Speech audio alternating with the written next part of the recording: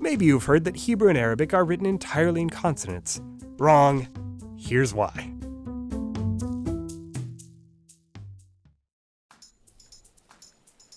You're back in old Phoenicia, where it turns out the Greeks aren't the only ones looking to buy a vowel. Your contact in town is still your merchant frenemy who reminds you of how she traded your consonant alphabet across the ancient world. That abjad spread to every language with even a passing resemblance to Phoenician. Every town from here to Carthage has some version of her abjad. Spot the Egyptians, those stuck-in-their-way traditionalists. Initially, these Semitic speakers loved it. They were proud of it. But the days are turning to years, and that love grows cold. They grumble that they're stuck with these consonants. Just consonants! Clamoring for vowels, they get desperate and grab a few characters to stand in for a long sound. Take a look. This symbol is originally the stop between ah. This one's a y, a ya sound. And this is a wa. But they're about to become not these things, thanks to major moments in the history of writing. This moment hits you twice, because it brings up both an innovation specific to Semitic scripts and a more general principle that kind of bends the rules of the alphabet game. First, it's worth reiterating that abjad writing systems are viable ways to write and read a language. They work. But with one obvious shortcoming, those missing vowels can create ambiguous situations. But what if, instead of writing every vowel, we just had a few helpful hinters that suggested the presence of certain kinds of vowels? Take this letter, w. Actually, they called it wow. Wow. Now imagine that we keep using it in words that have the sound w, but we also extend its use, placing it between consonants for the similar enough vowel sound oo. In the old abjad, you'd have to write soon and sun with the same characters, s plus n. Everything else is vowels, and we don't have those. But suddenly, our extended w comes in handy.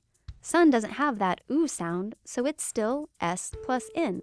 But soon does, so we add in the w. Do the same thing with ya, which can double as a long I, and this quirky catch-in-your-throat pause between uh-oh, aleph, which can double as a long ah, and you end up with 3 handy vowel suggesters, the Matres Lectionis.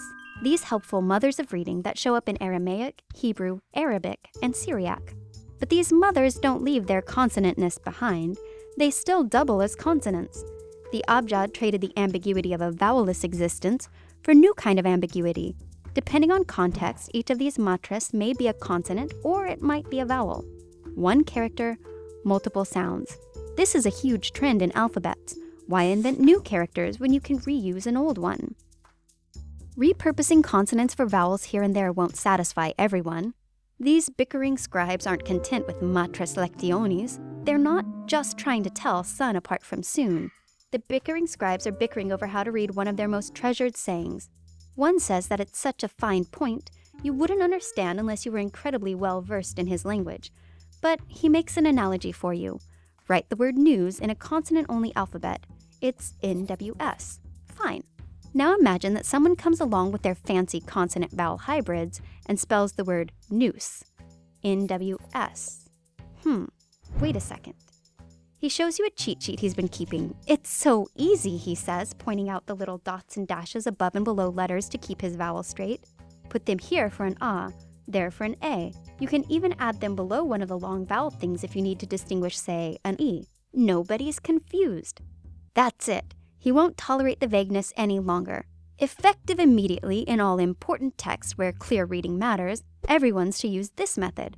And so, for generations, scribes would mark vowels above and below the consonants, writing vowels in what was once a consonant-only alphabet. But as much as the pious and students swear by their dotty vowels, modern Arabic and Hebrew speakers stick with the simple consonants plus the extended consonant-vowel mothers. The optional helper dots get thrown in like a life preserver for struggling learners or careful text, but grown-ups don't need them anymore. Man, it's